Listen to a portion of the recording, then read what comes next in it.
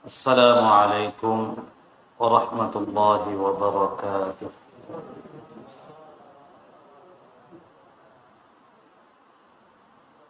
الحمد لله الذي طهر بتأديبه من أهل تقريبه نفوسا، وسقى أرباب مصادفاته من قلوب مناجاته كؤوسا، ودفع كيد الشيطان عن قلوب أهل الإيمان فأصبح عنها محبوسا. وصلى الله وسلم على نبينا محمد أحسن الخلائق خلقا وخلقا، وعلى آله وصحابته ومن سار على نهجه واستنى بسنته إلى يوم لقاء ربه. أما بعد، اللهم انفعنا بما علمتنا وعلمنا ما ينفعنا وزدنا علما. اللهم لا علم لنا إلا ما علمتنا إنك أنت العليم الحكيم. Allahumma amin. Kaum muslimin dan muslimat, hadirin dan hadirat, ikhwatal iman rahimani wa rahimakumullahu jami'an. Alhamdulillah, kita kembali dipertemukan oleh Allah Subhanahu wa taala dalam suasana keimanan, menghadiri, meramaikan majlis-majlis ilmu. Mudah-mudahan kehadiran kita, keaktifan kita tercatat sebagai amal saleh yang memberatkan timbangan kebajikan kita semua nanti di hadapan Allah,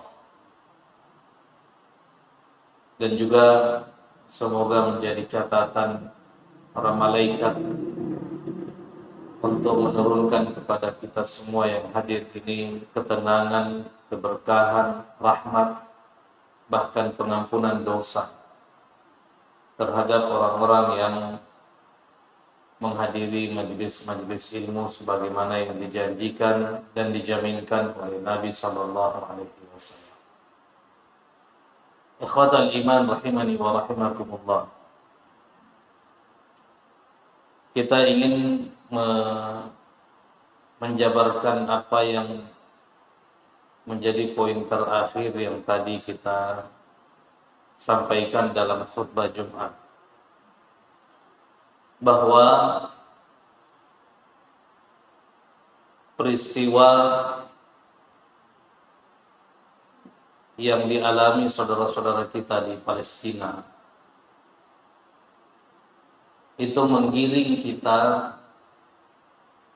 pada satu kenyataan yang memang tidak bisa dipungkiri, bahwa kita semakin mendekat pada fase-fase akhir zaman.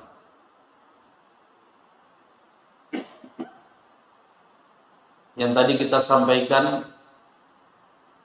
bahwa ulama menyimpulkan tanda-tanda hari kiamat kecil yang terjadi sebelum masuknya tanda-tanda kiamat besar.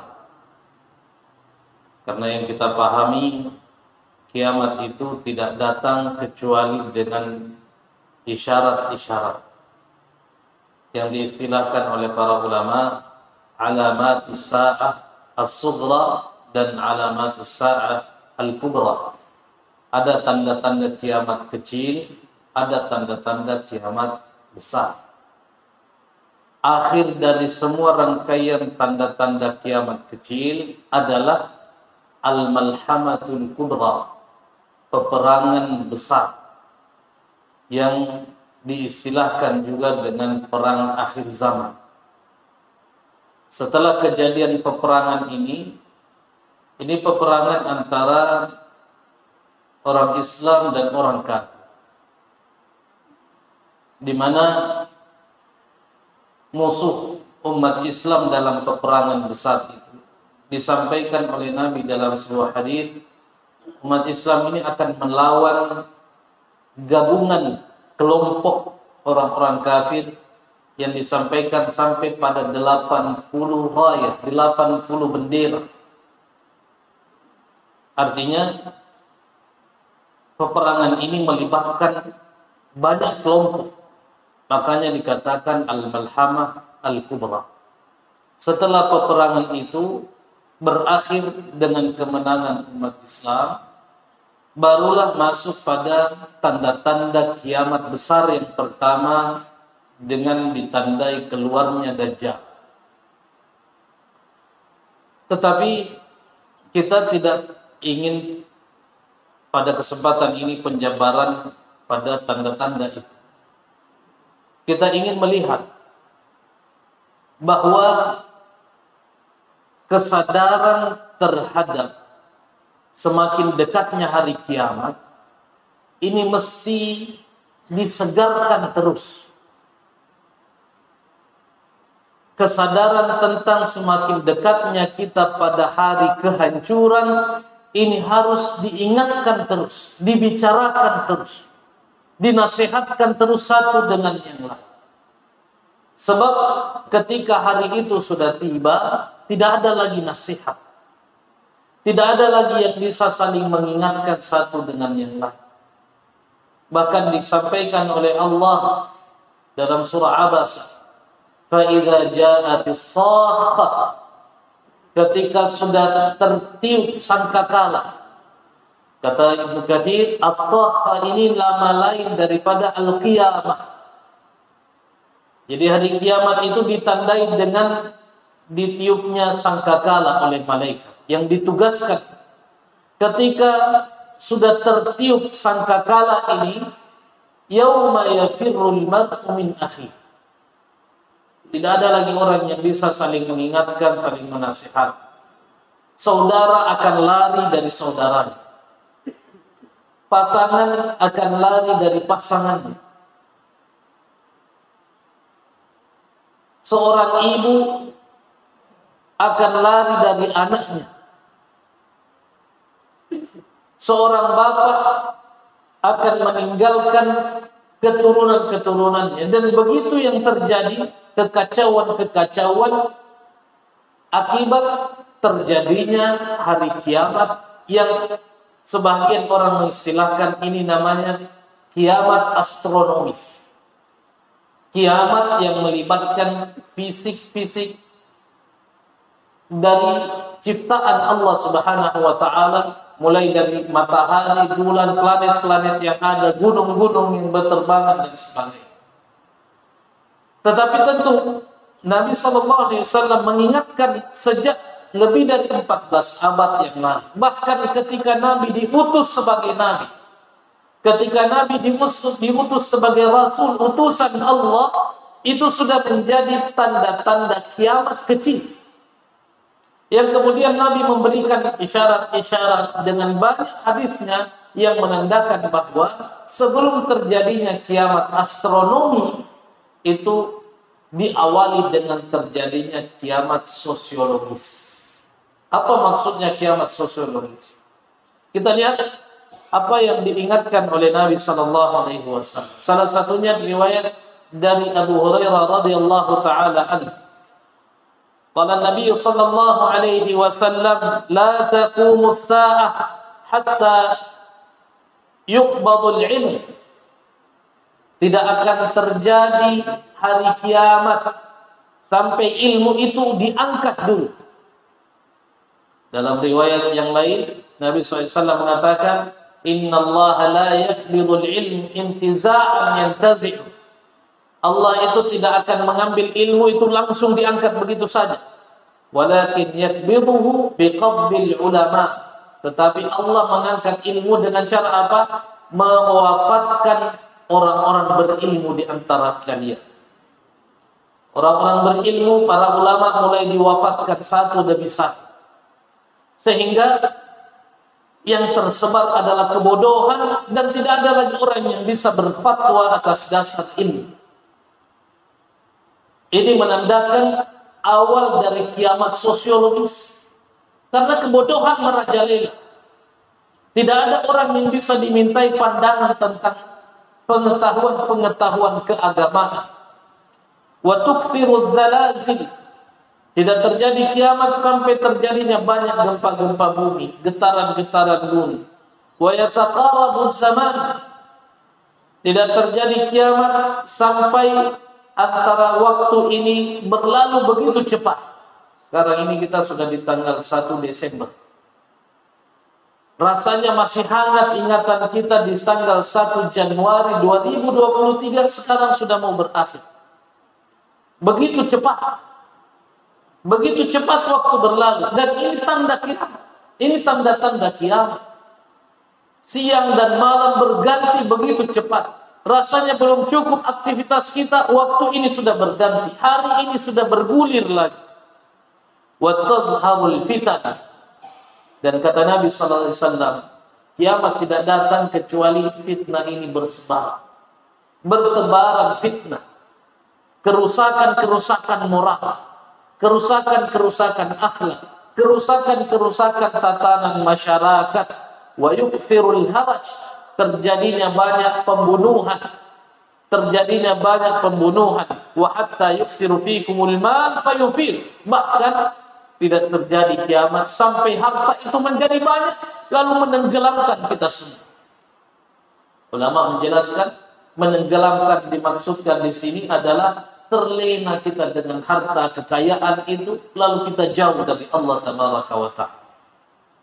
Di dalam riwayat yang lain dikatakan fayukhawwanu fiha al-amin wa yu'minu fiha al-khaib.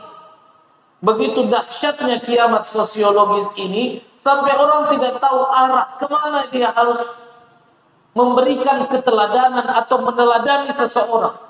Sehingga yang terjadi adalah orang yang dianggap terpercaya akan dianggap sebagai pengkhianat. Seorang pengkhianat justru diangkat sebagai orang yang bisa dipercaya. Wa yusaddiqul kadhib wa yukadzdzabus shadiq. Orang yang jujur dianggap pendusta, orang pendusta dianggap sebagai orang jujur. Begitu kacaunya kiamat sosiologis ini. Kehancuran tatanan kehidupan masyarakat dan kehidupan sosial dalam masyarakat kita. Ikhwatal iman rahimani wa rahimakumullah. Di dalam menjabarkan hadis Nabi ini, kita tidak perlu jauh-jauh sampai ke Eropa. Kita tidak perlu jauh-jauh sampai ke ujung timur dunia, daerah Cina yang tidak punya Tuhan. Di tempat kita. Kita bisa membuktikan hadis Nabi ini di sekitar kita. Begitu kehancuran tatanan masyarakat, tatanan sosial di tengah-tengah masyarakat kita. Terlihat perzinahan merajalela. Dan seolah-olah kita tidak bisa membendung itu. Perselingkuhan terjadi, bahkan dianggap sebagai sebuah kebanggaan di tengah-tengah masyarakat. Anak-anak zina lahir di mana-mana. Bahkan dianggap bukan aib lagi. Dianggap bukan sesuatu yang kurang lagi di tengah-tengah masyarakat. Minuman keras yang dianggap sebagai minuman biasa diperjualbelikan secara legal. Ini terjadi di tengah-tengah kita. Tidak perlu mengambil contoh dari negara-negara lain. Bahwa kehancuran tatanan masyarakat ini. Kalau kita membuka mata, kita akan menyadari bahwa apa yang disampaikan oleh Nabi SAW sesungguhnya telah terjadi di tengah-tengah kita. Dan kita tidak bisa berbuat apa. Bahkan kadang-kala ketika kita ingin menghukum seseorang yang melanggar agama, banyak pendukungnya, banyak pembelanya dengan berbagai argumentasi-argumentasi yang diungkapkan, menunjukkan bahwa memang sudah susah kita menentukan sikap di akhir zaman akibat fitnah yang luar biasa dahsyat. Dalam riwayat yang lain, kata Nabi sallallahu alaihi wasallam, "Badiru bil a'mali fitnah." Kalau terjadi huru-hara fitnah seperti ini, lebih baik perbanyak amal soleh. Badiru bil a'mali fitnah. Perbanyak amal-amal baik di tengah-tengah amukan fitnah yang luar biasa dahsyatnya. Sampai-sampai Nabi mengatakan, ada orang beriman di pagi hari, sore harinya sudah kafir. Yusbihul mu'minu wa yumsi kafiran. Dia beriman di pagi hari, wa yumsi kafir. Di sore hari berubah keimanan. Entah dengan pergaulan, entah dengan iming-imingan dunia, entah dengan iming-imingan jabatan, tetapi berubah itu luar biasa dahsyatnya perubahan-perubahan yang begitu cepat. Wa yumsi mu'minan wa yusbihu kafir. Ada orang beriman di sore hari, besoknya kafir. Keimanan sudah tidak punya ukuran yang jelas. Ikhwatal iman rahimani wa rahimakumullah. Tentu bagi orang-orang yang beriman, yang punya kepedulian terhadap masalah keimanan, kita tentu bertanya-tanya, apa yang bisa meminimalisir kekacauan akhir zaman? Karena kita tidak bisa menghindar untuk tidak melihat dan menonton kekacauan-kekacauan. Orang-orang sudah lebih takut dengan hukum manusia daripada hukum Allah. Orang-orang sudah tidak lagi memperhatikan mana ukuran baik dan buruk, mana ukuran al-haq dan batil. Tapi bagi orang beriman mesti mencari tahu apa yang bisa meminimalisir keadaan ini, agar dengan waktu-waktu yang tersisa yang diberikan Allah bagi kita semua di akhir zaman ini, bisa kita bertanggungjawabkan dan akhiri dengan akhir yang baik. Kalau kita menyegarkan kembali ingatan-ingatan kita, tentu Nabi sallallahu alaihi wasallam sesungguhnya telah memberikan acuan-acuan yang jelas untuk kita bisa meminimalisir itu. Di antaranya, kita mesti aktif melakukan sosialisasi tentang bagaimana membangkitkan kembali sifat malu yang harus dimiliki oleh orang yang beriman. Sifat malu ini ukuran dari kehancuran tatanan sosial. Kata Nabi sallallahu alaihi wasallam, "Inna likulli din khuluqa." Setiap agama itu ada landasan moralitasnya. Wa khuluqul Islam al-haya.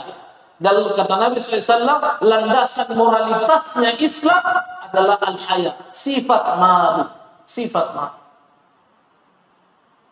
Di dalam sebuah riwayat disampaikan oleh Nabi sallallahu alaihi wasallam, "Inna mimma adraka min kalamin nubuwatil ula idza lam tastahi fasna' ma syi'ta." Kata Nabi sallallahu alaihi wasallam, di antara warisan keimanan yang diwariskan dari nabi-nabi terdahulu sampai Nabi Muhammad sallallahu alaihi wasallam adalah satu pernyataan yang kata Nabi sallallahu alaihi wasallam, "Idza lam tastahi fasna' ma syi'ta."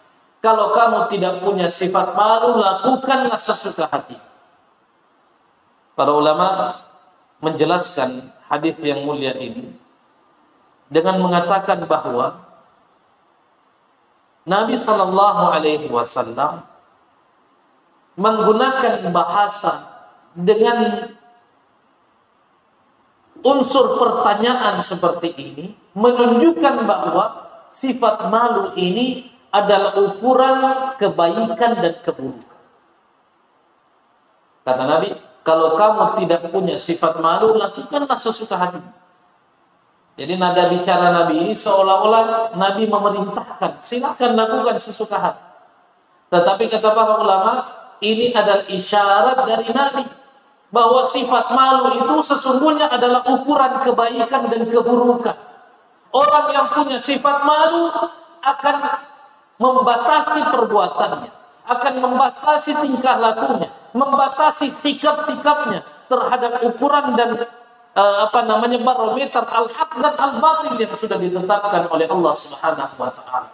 Bahwa ketika ada orang yang jauh dari agama, orang ini tidak punya sifat malu.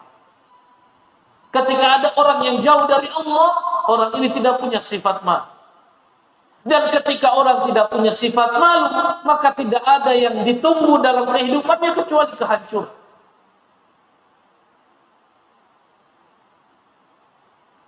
Karena Nabi SAW menyampaikan di riwayat yang lain, al-haya la ya'ti illa bi khair. Sifat malu itu tidak akan datang atau tidak akan mendatangkan sesuatu kecuali kebaikan.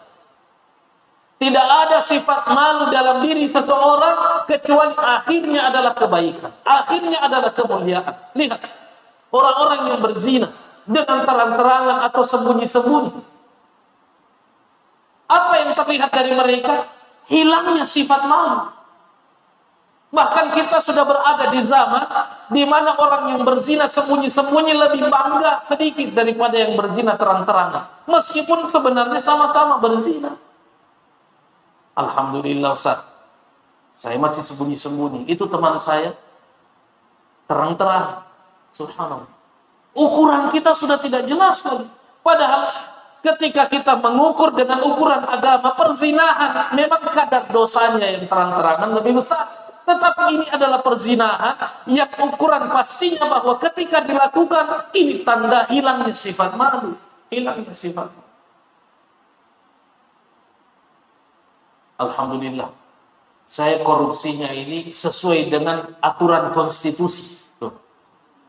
Itu dia korupsinya tidak bisa dipertanggungjawabkan. Saya bisa, sama-sama korupsi. Tapi yang satu dengan cara legal menurut konstitusi. Tapi dalam Islam ukurannya sama, mencuri dengan tidak mencuri. Inilah kehancuran tatanan sosial di tengah-tengah masyarakat. Di tengah-tengah amukan fitnah yang dahsyat. Ukurannya hilangnya sifat malu. Kata Nabi di dalam riwayat yang lain mengatakan lagi, al-haya'u kulluhu khair. Sifat malu itu semuanya mendatangkan kebaikan. Semuanya mendatangkan kebaikan. Kalau kita melihat lebih jauh, sifat malu ini di samping sebagai sifat dasarnya orang yang beriman kepada Allah Tabaraka wa Ta'ala, lebih jauh lagi, ini lebih melekat pada sifatnya orang yang beriman dari kalangan wanita. Kenapa spesifik wanita? Kenapa spesifik wanita? Karena wanita menjadi salah satu ukuran utama kehancuran tatanan masyarakat. Kenapa Nabi sallallahu alaihi wasallam selalu berwasiat kepada wanita? Istausu bin nisa. Dalam riwayat Nabi sallallahu alaihi wasallam mengatakan, bertakwalah kalian wahai para wanita, karena saya melihat lebih banyak penghuni surga dari kalangan kalian. Dari kalangan wanita, penghuni neraka. Saya melihat banyak penghuni neraka dari kalangan. Nah, sifat malu ini bukan hanya menjadi sifat mendasar yang mesti dimiliki oleh orang beriman, tetapi secara spesifik harus wajib mutlak dimiliki oleh orang yang beriman dari kalangan perempuan.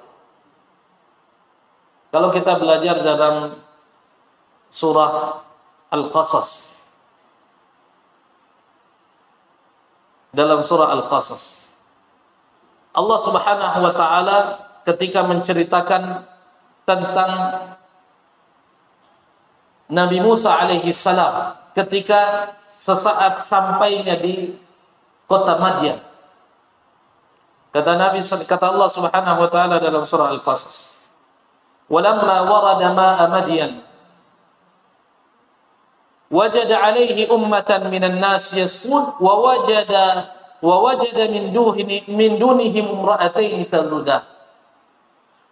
Dalam surah ini, dalam surah Al-Qasas ini, ketika Nabi Musa kabur, dikejar orang-orang yang ingin mencelakai beliau, lalu sampai di kota Madyan, dan rentetan dari kisah ini menunjukkan bagaimana sifat malu itu sangat melekat pada diri seorang wanita muslim.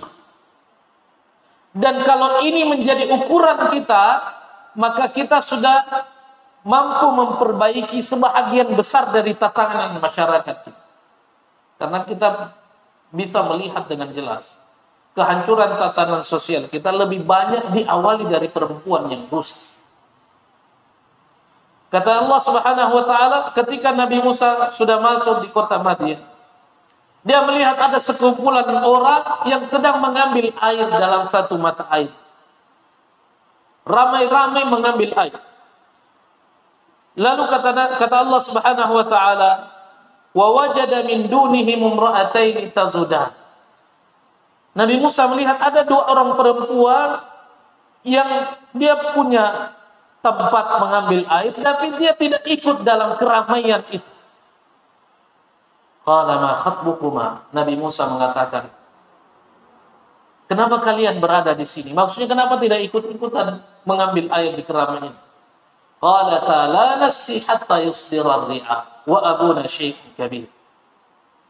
Kata dua wanita ini ingin menjelaskan kondisi dia sebagai seorang wanita terhormat. Dia mengatakan, orang tua kami ini sudah tua renta, lanjut usia. Dan sedangkan kami tidak mau mengambil air sampai yusdira ar-ri'a, sampai ini menjadi terurai keramaian itu. Nah dari sini sebahagian ulama tafsir mengatakan ini cerminan pertama tentang sifat malu yang sudah mulai hilang di tengah-tengah masyarakat muslimah kita adalah menjaga diri dari terjun dalam keramaian yang tidak lagi memperdulikan batasan-batasan keimanan. Bahwa wanita muslimah yang punya sifat malu itu tidak terlalu banyak tingkah. Menjaga dirinya, menjaga kehormatannya. Meskipun dia butuh dengan air, tetapi dia tetap melihat dan memantaskan dirinya berada dalam satu tempat. Kalau di tempat itu ternyata banyak laki-lakinya, dia tidak apa istilahnya, pecicilan orang bilang. Ya, caleda datang ke situ, masuk juga di tengah-tengah keramaian yang tidak lagi memperdulikan suasana laki-laki dan perempuan yang campur baur seperti itu. Dan ini sudah mulai hilang di tengah-tengah masyarakat muslimah. Tidak ada lagi pedulinya terhadap bagaimana memposisikan diri lebih terhormat sebagai seorang wanita muslim. Tapi itu ditunjukkan dalam kisah dua wanita yang kemudian dijelaskan oleh para ulama tafsir. Dua wanita ini adalah kedua anak perempuan dari Nabi Syuaib. Sehingga melihat alasan seperti itu, Nabi Musa alaihissalam berinisiatif untuk membantu. Ini harus dibantu. Maka dibantulah oleh Nabi Musa alaihissalam, diambilkan air. Fasaqa lahuma thumma tawalla ila dhil. Setelah dibantu dua wanita ini, Nabi Musa beristirahat dan berteduh di bawah naungan pohon. Lalu setelah itu terjadi gambaran yang kedua dari sifat malu yang harusnya dimiliki oleh seorang wanita muslim. Ketika Nabi Musa duduk-duduk di bawah pohon berteduh, faja'athu ihdahuma tamshi 'ala istihya. Dua wanita tadi ini, salah satunya diberikan amanah oleh bapaknya. Panggilkan saya laki-laki yang membantumu. Seorang wanita sangat wajar ketika dia melihat seorang laki-laki yang kuat, bertanggung jawab, mudah membantu, punya kecenderungan. Ketika diminta oleh orang-orang tuanya untuk memanggilkan laki-laki tadi, dia jalannya tidak kegirangan, menunjukkan kehormatan seorang wanita muslimah. Allah mengatakan, faja'at ihdahuma tamshi 'ala istihya. Dia jalan, menunjukkan dia jalan ini penuh malu. Kenapa harus saya? Tapi karena memang tidak ada anak yang lain, maka dia berkewajiban untuk menyampaikan amanah bapaknya ini dengan tetap menjaga kehormatan dirinya sebagai seorang muslim. Cara jalannya penuh sifat dan nilai-nilai malu. Coba lihat sekarang. Susah kita temukan seorang perempuan di tengah-tengah masyarakat yang tidak lagi memperdulikan tentang ilmu dan pemahaman keagamaan. Bagaimana mereka berjalan, bagaimana mereka bersikap, bagaimana mereka berpakaian. Tapi dalam ayat ini sampai cara berjalannya pun terhormat. Dari mana dia dapatkan itu? Dia dapatkan dari sifat malu yang dia pelihara. Sehingga ketika dia datang, dia berbicara pun secukupnya. Dia katakan, tidak penuh basa-basi, tidak panjang lebar pembukaannya. Dia katakan, Bapakku memanggilmu untuk memberikan ganjaran terhadap bantuanmu kepada kami. Selesai. Bahkan dalam riwayat yang dijelaskan oleh para ulama tafsir, begitu Nabi Musa berjalan, Nabi Musa juga paham ini wanita terhormat. Sehingga Nabi Musa mengatakan, saya yang di depan, cukup tunjukkan saja di mana jalannya. Belok kanan, belok kiri, tapi saya berada di depan. Bagaimana mereka saling menjaga kehormatan. Tidak berjalan bergandengan.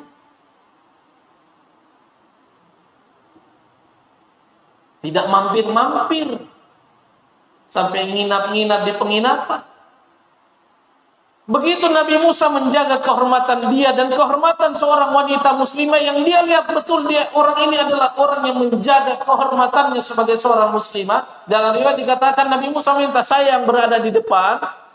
Nabi Musa tidak tahu jalan, tapi Nabi Musa katakan cukup tunjukkan di mana jalannya, kita berjalan. Ini yang disampaikan oleh Allah Subhanahu wa taala di dalam Al-Qur'an tentang bagaimana menunjukkan sifat malu pada tahap yang kedua. Nah, ketika Nabi Musa sampai di rumahnya Nabi Syuaib, Nabi Musa menceritakan kisahnya sehingga Nabi Syuaib menenteramkan hatinya Nabi Musa bahwa saat ini kamu sudah aman. Lalu di balik tabir, salah satu dari wanita ini bersuara kepada bapaknya. Dia katakan, ya abati istajirhu, wahai bapakku, pekerjakan itu laki-laki. Inna khaira man istajarta al-qawiyul amin. Karena karyawan yang baik itu, pekerja yang baik itu seperti dia, punya kekuatan dan amanah. Coba lihat, hadirin dimuliakan Allah, bagaimana terhormatnya wanita muslimah zaman dahulu. Sampai ketika dia cenderung punya kecintaan kepada lawan jenis, dan itu wajar. Wajar. Perempuan yang punya kecenderungan suka sama laki-laki wajar. Yang tidak wajar itu kalau perempuan suka sama perempuan. Dan itu ditangkap oleh bapaknya. Oh, anak saya ini suka sama laki-laki. Tapi cara menyampaikan sukanya terhormat. Tidak seperti acara-acara yang di televisi. Seperti mau diumumkan. Sangat tidak terhormat. Perempuan itu dijual beli seperti memperjualbelikan barang-barang di pasar. Bagaimana tidak terhormatnya seorang laki-laki diperebutkan. Saya suka sama ini, saya suka sama ini. Diumumkan lagi. Sampai bahasa wanita muslimah yang terhormat ini juga menggunakan bahasa kiasan yang luar biasa. Wahai bapakku, pekerjakan dia. Karena dia adalah pekerja yang baik, yang punya dua sifat. Qawi, kuat, al-amin. Dan bisa dipercaya. Bapaknya juga paham. Mengerti kode-kode seperti ini kode keras ini. Oh, berarti anak saya suka sama laki-laki. Dan itu terjadi dari balik tabir. Tidak duduk sama-sama di situ. Ngobrol ngalor ngidul kemana-mana. Hal-hal yang tidak bermanfaat. Tidak. Bapaknya yang paham juga mengerti bahwa ini adalah isyarat dari anak saya. Sehingga bapaknya mengatakan, saya mau menikahkan kamu dengan salah satu dari putri saya. Kalau sekarang kadang bapaknya juga kurang peka. Anaknya sudah berulang-ulang kasih kode, bapaknya tidak paham-paham. Nanti anaknya punya anak di luar nikah baru kaget, kenapa bisa? Ini berkali-kali dikasih kode tidak paham-paham. Atau kadang dia paham, tapi pertimbangannya terlalu banyak. Jangan dulu. Belum cukup untuk salon, belum cukup untuk dekor, belum cukup untuk ini. Akhirnya anaknya dipertontonkan berzina dan dia tidak bisa berbuat apa-apa. Dan ini disampaikan oleh para ulama bahwa apa yang dikisahkan oleh Allah terhadap peristiwa pertemuan Nabi Musa dengan dua anak Nabi Syuaib, dua putri Nabi Syuaib ini menunjukkan bahwa sifat malu ini akan melahirkan pribadi-pribadi yang terhormat.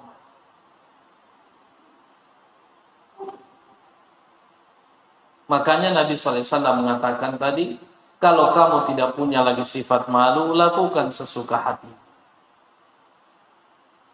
Ulama mengatakan, apa ukurannya? Bagaimana mengukur sifat malu itu? Sifat malu itu seperti apa? Kata Nabi SAW, malulah kalian kepada Allah, istahyu billahi haqqal haya. Malulah kalian kepada Allah dengan malu yang sebenar-benarnya. Kata para sahabat, alhamdulillah kita sudah malu ya Rasulullah. Kata Nabi, bukan itu. Malu itu ada ukurannya, ada 4 ukurannya. Antahfadzar ra'sa wa ma wa'a.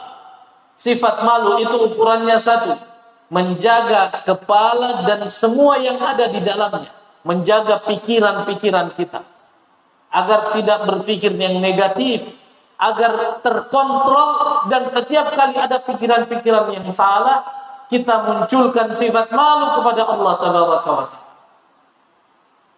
Karena tindakan-tindakan negatif, baik kriminal maupun yang berkaitan dengan hawa nafsu syahwat, itu selalu diawali dengan pikiran negatif. Itu selalu diawali dengan pikiran negatif.